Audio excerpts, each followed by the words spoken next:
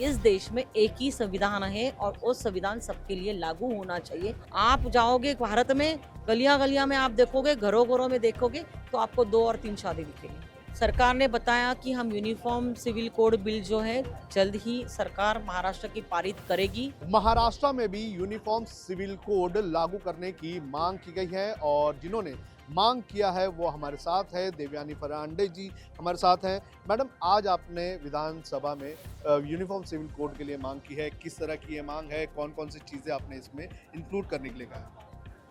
Uniform civil code bill जो है महाराष्ट्र के अंदर पारित करना चाहिए। दिस इज़ बिकॉज हम देखते हैं कि महाराष्ट्र के अंदर मुस्लिम समाज के अंदर पॉलीगेमी का जो परसेंटेज है वो थोड़ा बहुत ही ज़्यादा है।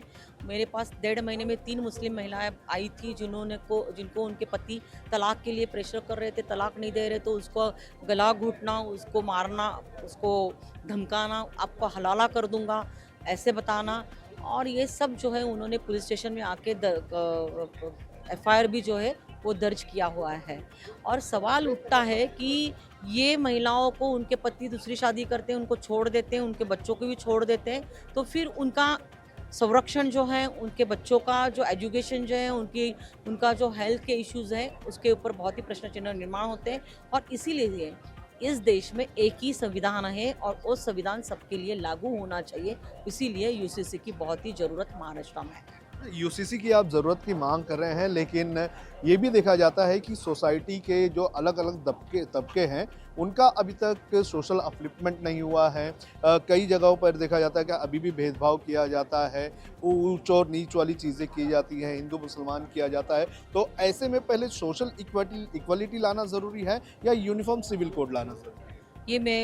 ये बात को मैं सहमति नहीं दूंगी, क्योंकि अपने पास संविधान ने सबको इक्वालिटी दी हुई है। अपने देश में सबको इक्वालिटी मिल रही है।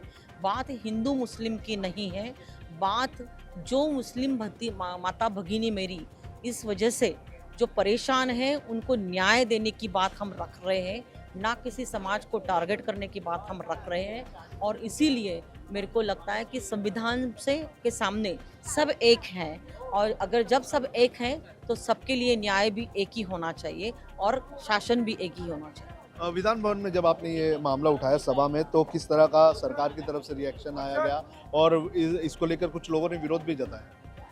सरकार ने बताया कि हम यूनिफॉर्म सिविल कोड बिल जो है जल्द ही सरकार महाराष्ट्र की पारित करेगी।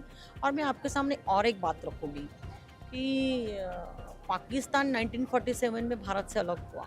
पाकिस्तान में पॉलीगैमी का percentage is only 1%, because in Pakistan if anyone want to marry for the second time he has to take written permission from his wife, and after taking the written permission from his wife he has to go to the arbitrary council, और arbitrary council उसके बाद तय करती है कि उस बंदे को दूसरी शादी के लिए परमिशन मिलेगी या नहीं। तो वहाँ पे पॉलीगैमी का परसेंटेज है ओनली 1%। आप जाओगे भारत में, गलियां में आप देखोगे, घरों में देखोगे तो आपको 2 और 3 शादी दिखेगी। तो ये जो आप यूनिफॉर्म सिविल कोड बिल लाने की बात करें, ये किसकी तर्ज पे होगा? उत्तर प्रदेश वाला होगा, उत्तराखंड में जो है उसकी तरह से होगा या फिर गुजरात मॉडल? ऐसा कुछ नहीं है। महाराष्ट्र में क्या प्रॉब्लम पाए जा रहे हैं उसका स्टडी होगा, और उसके ऊपर क्या चीज़ें सरकार ने लानी चाहिए उसका एक स्टडी ग्रुप बनाने वाले हैं, और उसके बाद ये सरकार इसका ये जो कायदा जो यूसीसी का वो पारित करेगी। कई पार्टियां जो इसका विरोध भी कर रही है। कुछ पार्टियां को सिर्फ वोटों की लेना है, उनको मुस्लिम महिलाओं का संरक्षण से कुछ लेना देना नहीं। उनको मुस्लिम बच्चे जो है जिनको उसके पिताजी छोड़ के भाग जा रहा है, उनका उनसे कुछ लेना देना नहीं है। तो ऐसी वोटों की राजनीति करने वाले ना, तो ये तो गिदाड़ों की जरह जैसे रहते हैं।